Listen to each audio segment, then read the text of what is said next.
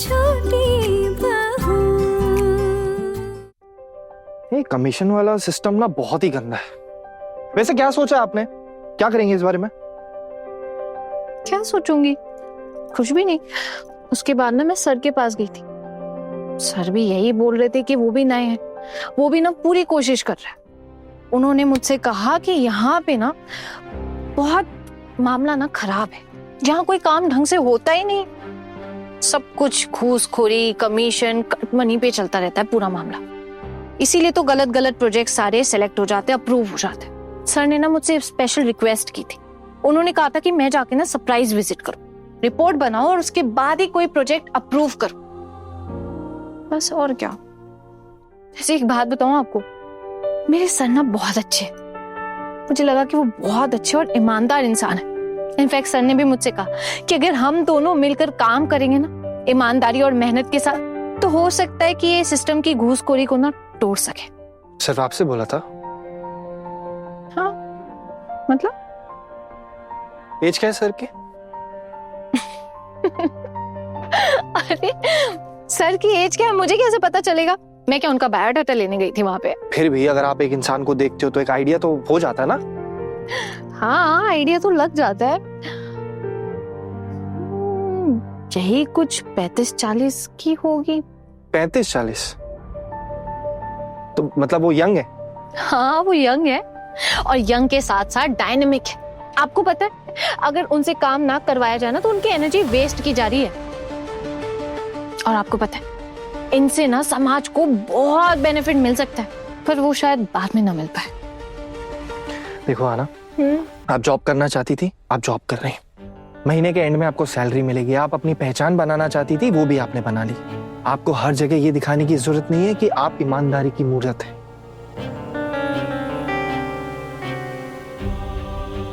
मतलब? आना, मेरे कहने का मतलब ये है कि आपको लड़ाई झगड़ा करने की कोई जरूरत नहीं। आपके बॉस आज हैं, कल नहीं हुए तो मतलब उनका कहीं ट्रांसफर हो गया तो। उन्होंने आज आपसे 2 अच्छी बातें की, क्रांति की मशाल जगा दी आपके अंदर। लेकिन आप मत भूलो, आपको इन्हीं लोगों के साथ काम करना है। सालों साल इन्हीं लोगों के साथ रहना है आपने। अगर इन्हीं के साथ आप झमेले करेंगी तो इनकी आंखों का कांटा बन जाएंगी आप। आपको लगता है आप सह लेंगी ये चीजें? ये आसान है आपके लिए? तो आप कहना क्या चाहते हैं? जस्ट बिकॉज मुझे इस ऑफिस में लोगों के साथ काम करना है तो मैं इनकी बेईमानी को गले लगा लूं, या फिर मैं खुद बेईमान बन जाऊं, घूस लेने लग जाऊं, कमीशन लेने लग जाऊं? नहीं आहाना, मैं ये नहीं बोल रहा कि आप बेईमानी करने लग जाओ। मैं बोल रहा हूँ कि अगर कोई और कमीशन लेता आपके सामने तो आप अपनी आंखें बंद कर लेना। और वैसे भी सबको ईमानदार बनाने का ठेका उठा रखा है आपने, नहीं ना? देखिए, ना मैं अंधी हूँ और ना मैं अंधी बनना चाहती हूँ। मैं भी उस काम का इम्पोर्टेंट हिस्सा हूँ, पार्ट हूँ। आना, मैं समझता हूँ ये चीज। आप एक काम करना, आप कमीशन मत लेना, साफ सिंपल सी बात है। और वैसे भी आप, मुझे पता आप नहीं लोगी कमीशन। हाँ, तो आप ये कहना चाहते कि मैं कमीशन ना लूं, लेकिन जो लोग कमीशन लेना चाहते हैं उनके लिए रास्ता क्लियर कर दूं, ये कहना चाह रहे हैं आप? आना, आप बहुत जिद्दी हैं। इतनी सी बात नहीं समझ आ रही आपको। मैं बस इतना कह रहा हूँ कि आपको झमेले में पड़ना। आप चुपचाप जाइए, अपना काम कीजिए और घर आ जाइए। सिंपल सी चीज है। देखिए, मैं ये नहीं कर सकती हूँ और इन सारी चीजों को लेके मैं कॉम्प्रोमाइज नहीं कर सकती। मैं समझ रहा हूँ, लेकिन इसमें कॉम्प्रोमाइज की कोई बात नहीं है। मैं बोल ही नहीं रहा आपको कॉम्प्रोमाइज करना है। आप नहीं समझेंगे। अगर आप समझते तो ऐसी बातें तो करते ही नहीं। आप ये बताइए, आपके ऑफिस में क्या आप ये सब करते हैं? अरे बट मेरे ऑफिस में तो कमीशन का कोई सिस्टम ही नहीं है ना। एग्जैक्टली, यही तो मैं बोल रही हूँ। क्योंकि आपने ऐसा कभी कुछ देखा ही नहीं तो आपको समझ ही नहीं आएगा, आपको पता ही नहीं चलेगा। चलिए आप ये मान लीजिए कि अब आपके सामने ना कोई चोरी कर रहा है और बेवजह उसमें आपका नाम आ जाए, तो क्या आपको अच्छा लगेगा? क्या आप अलाउ करेंगे? आना, मुझे बस इतना पता है कि आपके ऑफिस में आपकी क्रांति किसी काम की नहीं। हम उनसे नहीं भिड़ सकते, पॉसिबल ही नहीं है ये चीज। हमारे सिस्टम में ये कमीशन ऐसा घुसा है कि इसको निकालना नेक्स्ट टू इम्पॉसिबल है। और अगर आप इस चीज को निकालने चली ना तो लोग आपसे नफरत करने लग जाएंगे। आप समझिए इस चीज को, आपकी भलाई के लिए बोल रहा हूं मैं। हाँ, शायद अगर करने भी लगे तो क्या? आना, आप इस चीज को क्यों नहीं समझती हो कि अगर लोगों को कमीशन नहीं मिलेगा उन्हें गुस्सा आएगा और वो आप पर गुस्सा निकालेंगे, आपको उल्टा सीधा बोलेंगे। तो क्यों पढ़ना इस चीज में? तो आप क्या चाहते हैं? अब मेरा काम ये है कि मैं लोगों को गुस्सा ना दिलाऊं या फिर उनको बेईमानी करते रहने दूं? ये कहना चाह रहे हैं आप? मुझे पता था कि आपको समझाना ना नेक्स्ट टू इम्पॉसिबल। मैं बस इतना कह रहा हूँ कि और भी तो लड़कियां काम करती है ना ऑफिस में, उनकी पूरी जिंदगी में ऐसा कुछ नहीं होगा जो आपने अपनी जॉब के पहले दिन ही कर दिया है ना। मैं तो आपको समझा समझा के थक गया हूँ, आपको समझ ही नहीं आ रही ये चीज। बहुत ही सिंपल सी चीज मैं बोल रहा हूँ कि आप उन लोगों के खिलाफ नहीं लड़ सकती, कुछ नहीं कर सकती, तो झमेला करने का कोई फायदा नहीं। हम लोग उन लोगों से मुकाबला नहीं कर सकते, आप नहीं कर सकती उन लोगों से मुकाबला। क्यों? मैं क्यों मुकाबला नहीं कर सकती? और आपने कैसे जान लिया कि मैं उनका मुकाबला नहीं कर पाऊंगी? करना आपको मुकाबला तो ठीक है, आप जाइए, आप कर लीजिए मुकाबला। मुझे बताने की जरूरत नहीं। मुझे क्यों बता रही है फिर ये सब? अरे मैं कहाँ आपको कुछ बता रही थी? आपने मुझसे पूछा तभी तो मैंने बताया ना। और ये आपके बॉस की क्या प्रॉब्लम है? आपको एक बात बता दूं, आपके बॉस भी कुछ नहीं कर पाएंगे इस चीज में। आपको हो क्या गया है? कैसी बातें कर रहे हैं आप? क्या बोल रहे हैं? आपको समझ आ रहा है? मैंने कुछ गलत बोला है? और क्या क्या बात बोल रहा हूं मैं? आपको नहीं समझ आ रही? आपके बॉस ने दूसरे एम्प्लॉइज को क्यों नहीं बोली ये चीज? हाँ, सिर्फ आप ही से क्यों बात की? आप ही को क्यों बोला कि हम लोग मिलके बेईमानी निकालेंगे सिस्टम से? बाकी एम्प्लॉइज भी तो काम करते हैं ना ऑफिस में, उनको बोल देते। आप ही क्यों? देखिए, हो सकता है कि उन्हें इससे पहले ऐसा कोई इंसान ना मिला हो जिससे वो ये सारी बातें कर सके। उनको लगा कि वो मुझसे कर सकते तो उन्होंने कर दी। उन्हें लगा होगा कि मैं शायद ईमानदार हूं। कुछ भी हो सकता है ना। देखिए, आपसे ना इन सब बारे में बातें करने का ना कोई फायदा नहीं। मैं ऑफिस का काम ना ऑफिस तक ही संभालूंगी, घर तक लेकर ही नहीं आऊंगी। बात ही खत्म। आना, अगर आप मधुमक्खी के छत्ते पर पत्थर मारेंगी ना तो प्रॉब्लम आपको भी होगी। सही कहा आपने, पर किसी ना किसी को तो हिम्मत दिखानी पड़ेगी ना, वरना शहर कैसे निकलेगा? देखिए, अब इन सब बारे में बातें करने का कोई फायदा नहीं है। जिसको छत्ते पे मारना होता है पत्थर, वो मार ही देता है। हम क्या ही कर सकते हैं? तो इसका मतलब आप ऑफिस जाकर क्रांति करेंगी, झमेले करेंगी, आप शांत नहीं बैठ सकती ना। अगर झमेला होगा भी तो मेरे साथ होगा ना। आपको क्या प्रॉब्लम होगी? अरे आना, मुझे प्रॉब्लम होगी क्योंकि आप मेरी वाइफ हो। ये प्रॉब्लम है? ऑफ कोर्स, आप मेरी वाइफ। और आप मुझे एक बात बताइए, मैंने अपनी जिंदगी में किसी लड़की को ऐसी प्रॉब्लम्स क्रिएट करते हुए नहीं देखा, अपनी पूरी ऑफिस के करियर में। देखिए, आपने नहीं देखा इसका मतलब ये तो नहीं है ना कि ऐसा नहीं होता है इस दुनिया में। शायद आपकी जो लड़कियां दोस्त है वो जहां काम करती है वहां ऐसा नहीं होता होगा, लेकिन मैं जहां काम करती हूँ वहां ऐसा होता है। और शायद आप इस बात से अनजान है, आपको नहीं पता। आना प्लीज मुझ पर रहम करो। मैं नहीं चाहता कि आप इन झमेलों में पड़ो, मुझे नहीं पसंद ये चीजें।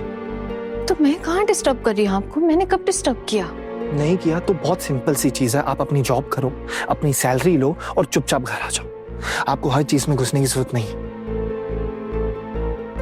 देखिए, मैंने एग्जाम दिया है और ये नौकरी मुझे मेरी काबिलियत पर मिली है, किसी ने मुझ पर एहसान नहीं किया।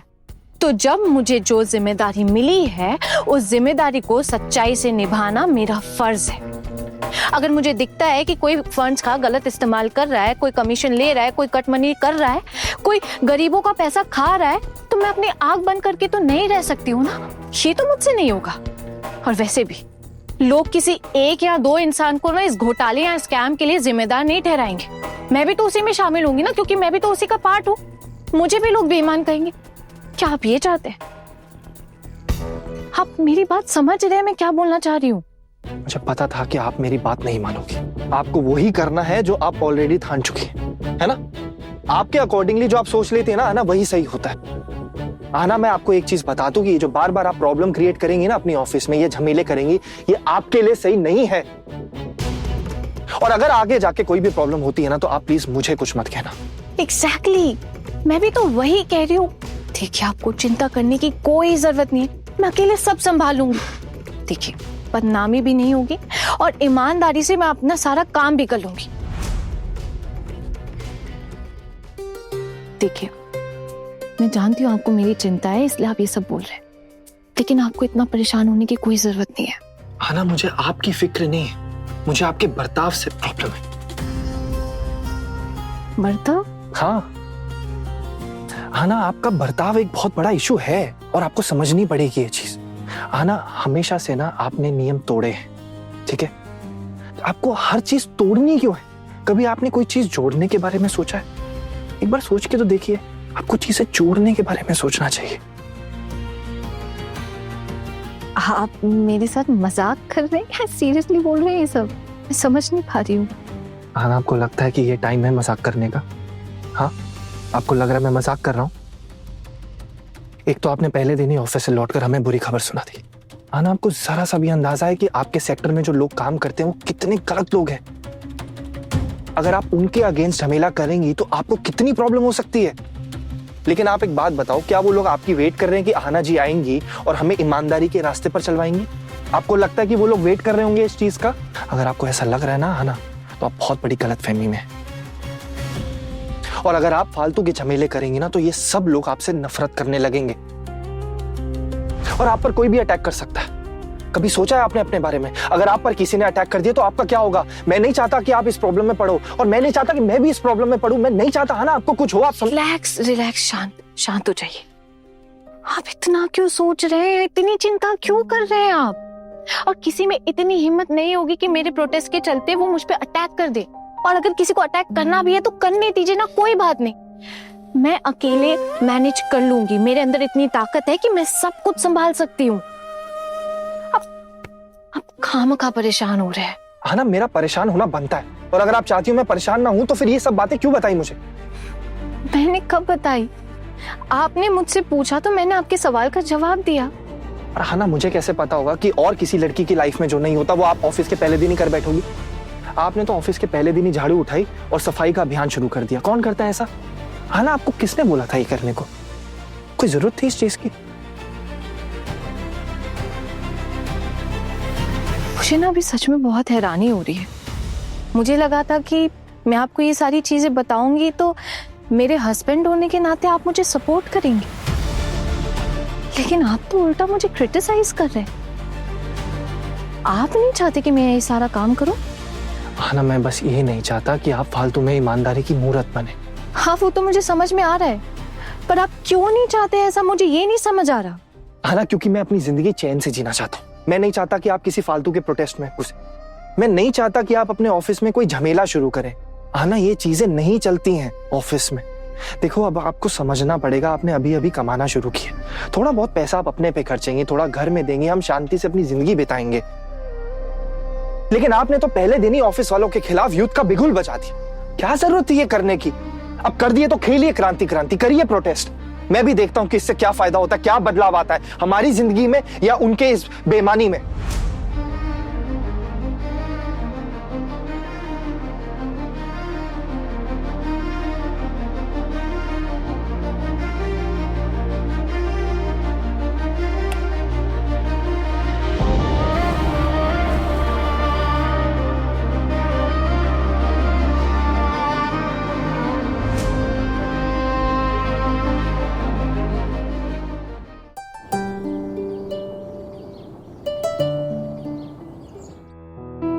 बड़ी बहू, दो इनको खाना।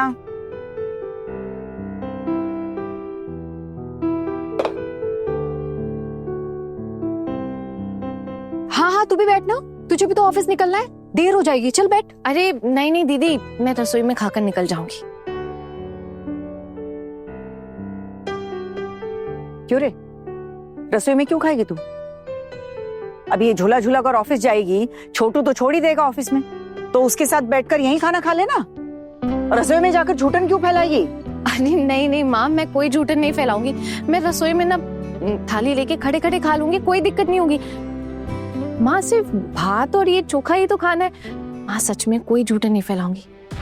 देखा, मैंने कहा ना, तू यहीं बैठकर खाएगी तो यहीं बैठकर खाएगी। बात टालेगी तू मेरी? नहीं नहीं, ठीक कह रही है माँ। क्या हो गया है तुझे? ये सब लोग भी तो ऑफिस ही जा रहे हैं, फिर तू क्यों यहाँ बैठकर खाना नहीं खा सकती? तू क्यों रसोई में जाकर छुपते छुपाते खड़े होके खाना खाएगी? यहीं बैठ और यहीं पे खाना खा। दीदी चल बैठ जा, बैठ जा। हाँ हाँ छोटी बहू, चलो बैठ जाओ। अब तो खुखोन दादा भी बोले बैठ जाओ। बैठ जा। अच्छा ठीक है।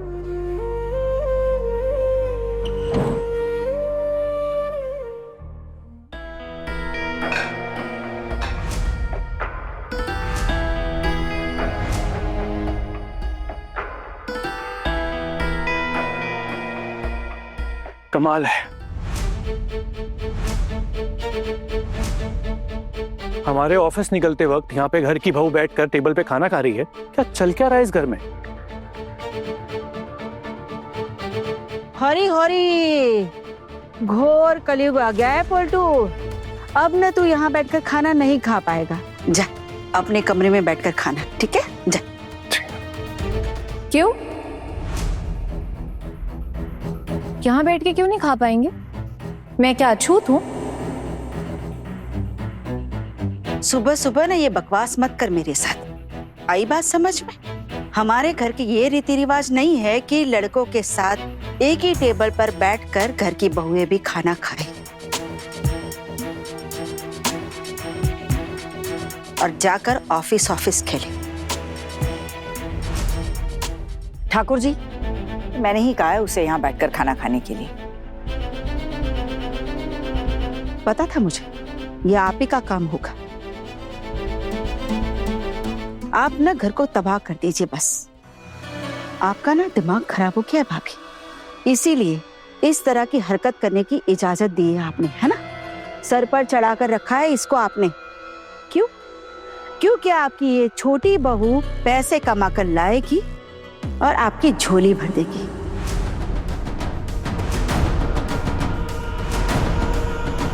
भाभी, कुछ पैसों के लिए आपने अपना ईमान बेच दिया।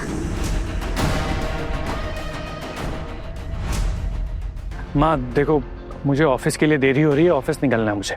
ये सब फालतू बातें मैं नहीं कर सकता हूँ। ठीक। और हाँ, जो भी खाना है आप मुझे रूम में भिजवा दीजिएगा। और हाँ, कोर्ट से डिवोर्स की डेट मिल चुकी है।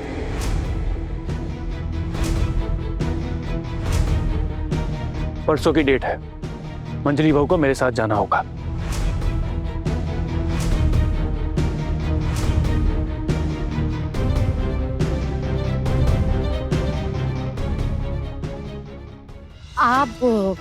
आप यहीं पे बैठ के खा लीजिए, मैं रसोई में खा लूंगी। और मुझे एक और बात कहनी है। मेज दीदी डिवोर्स को लेके कुछ कहना चाहती हैं आपसे। मेज दीदी, आप कुछ कहना चाहती थी ना?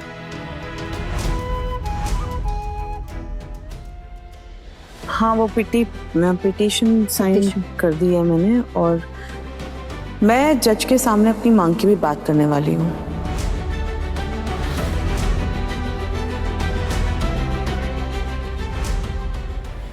मांग? क्या मांग? कैसी मांग? क्या मतलब?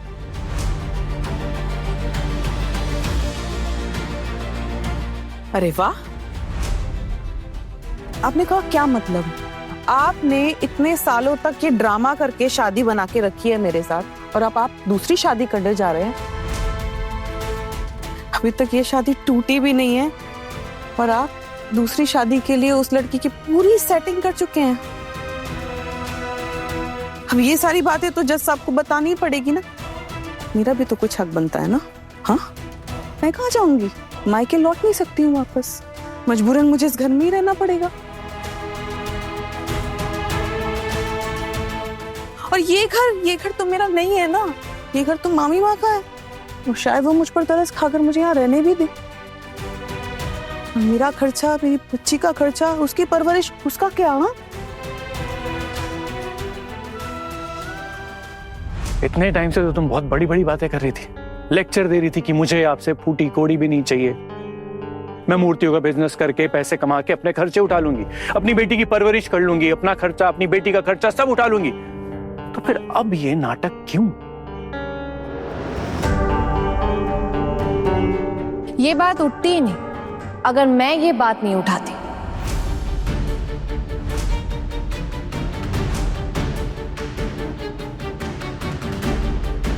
आपको पता है, मेज दीदी ना आपसे पैसे लेना ही नहीं चाहती थी बोल्टू दादा। मैंने कहा मेज दीदी से कि वो आपसे पैसे मांगे। आप तो शादी होने से पहले ही अपनी होने वाली दुल्हन के साथ घूम रहे,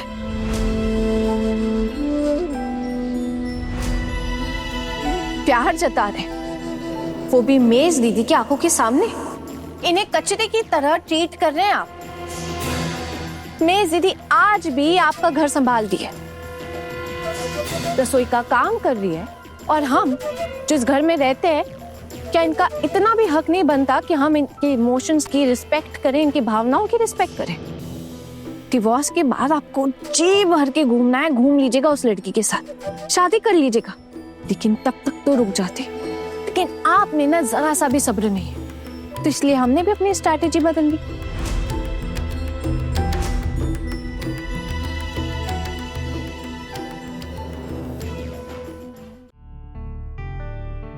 आना, ये भाभी और पोल्टू दादा का मैटर आप इन्हें सॉल्व करने देते हैं, ये तो चुप होंगे नहीं, आप मत पड़ो इसमें।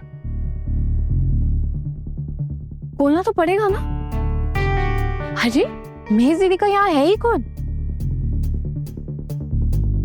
अगर हम नहीं बोलेंगे तो और कौन बोलेगा? ना इनके मायके वाले हैं और ना ही इनका कोई अपना। और हमसे मेरा मतलब, मैं अपने बारे में बात कर रही हूँ, आपके बारे में नहीं बोल रही हूँ मैं। मेहज दीदी आप बोलिए, आपको जो बोलना है। मेरे लिए ना सही, मेरी बच्ची की परवरिश के पैसे देने पड़ेंगे आपको।